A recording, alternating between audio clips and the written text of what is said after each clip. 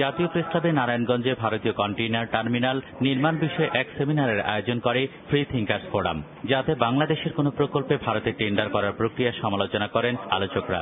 এতে বিএনপি স্থায়ী কমিটির সদস্য মওদুদ আহমদ বলেন, ভারতের সঙ্গে সম্পর্ক রাখার ক্ষেত্রে বাংলাদেশের স্বার্থ যথাযথভাবে বিবেচনায় রাখতে হবে। বাংলাদেশের মাটিতে একটা প্রজেক্ট হবে, ভালো কথা, কিন্তু এটার টেন্ডারটা ভারতীয় পররাষ্ট্র মন্ত্রণালয়ের ওয়েবসাইটে প্রয়োগ করা হবে কেন?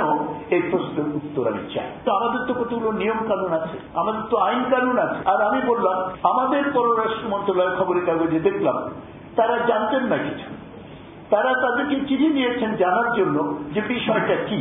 এ সময় তিনি এও বলেন, স্থানীয় সরকার নির্বাচন ও জাতীয় নির্বাচন এক নয়, কাজেই কোন দলীয় সরকারের অধীনে জাতীয় নির্বাচন হবে না। স্থানীয় সরকারের যদি সমস্ত স্থানীয় সরকার সমূহ যদি আমরা জয়লাভও করে ফেলি, তারপরেও এই স্থানীয় সরকারের সঙ্গে জাতীয় সংসদের নির্বাচনের আকাশ পাতাল তফাৎ।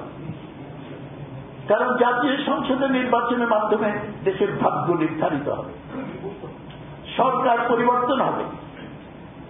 স্থানীয় সরকারের মাধ্যমে স্থানীয় সমস্যাগুলো সমাধান করা হয়, জাতীয় কোনো আইন তৈরি করতে পারেন না। সুতরাং এটা মানুষকে এই কথা বলে আমাদেরকে আপনারা বিভ্রান্ত করতে পারবেন না। ব্যারিস্টার মওদুদ গাজীপুর নির্বাচনে সরকার সমর্থিত বিদ্রোহী মেয়র প্রার্থী নির্বাচন থেকে সরে আসার প্রক্রিয়া যথাযথ হয়নি বলেও অভিযোগ করেন। এছাড়া সংসদে অশালীন বক্তব্য দেওয়ার জন্য বক্তার জরিমানা করার যে প্রস্তাব করা হয়েছে তার প্রতিও সমর্থন জানান তিনি।